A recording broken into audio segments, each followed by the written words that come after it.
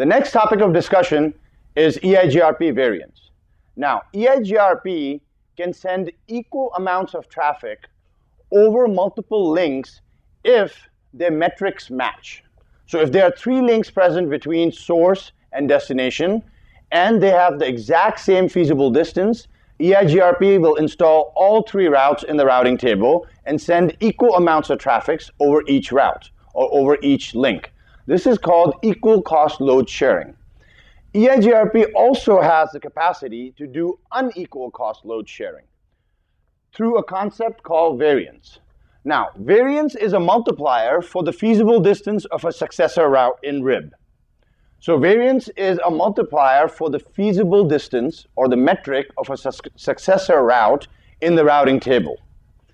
Any route in the topology table with the metric or feasible distance less than the product of the feasible distance and variance is also installed in the routing table or route information base or RIB.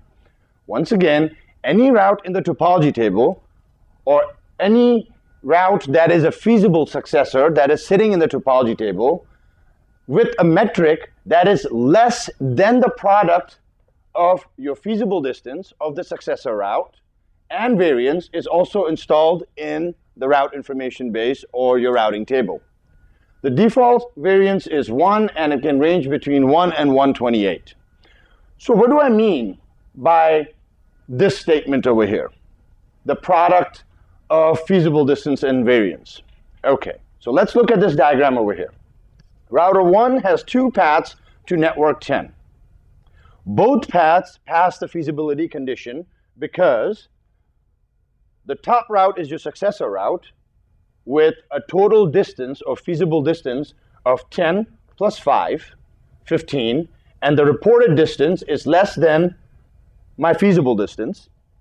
So the distance that router 2 is reporting to router 1 is less than total 15. For the bottom route also, my reported distance router 2 is reporting to router 1 is 5, which is less than 15. So both routes get installed in the topology table. Then the top one, since it has a total distance of 15 versus the bottom one with a total distance of 20, gets installed in the routing table. So the top route goes in the topology table and then from the topology table to the routing table for use. Now, since the variance is set to 1 by default, that's the only route that will be installed in the routing table. The bottom route will sit in the topology table because it is a feasible successor. However, if I want to also install this bottom route in my routing table for unequal cost load sharing so that I can send traffic over both the links, traffic proportional to the metric of each link, what I can do is I can pick a variance of 2. So if variance I pick as 2, and variance is a multiplier for my feasible distance, and my feasible distance of my successor route here is 15. So feasible distance is 15. 15 times 2 equals 30.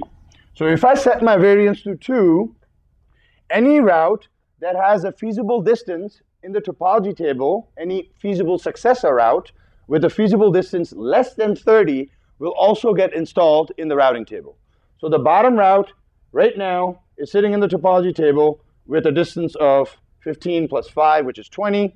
If I increase the variance to 2 from 1, you get a product that is 30. Since 20 is less than 30, the bottom route also gets installed in the routing table, and traffic proportional to the metric of each path is sent over each link. This concludes the variance lecture.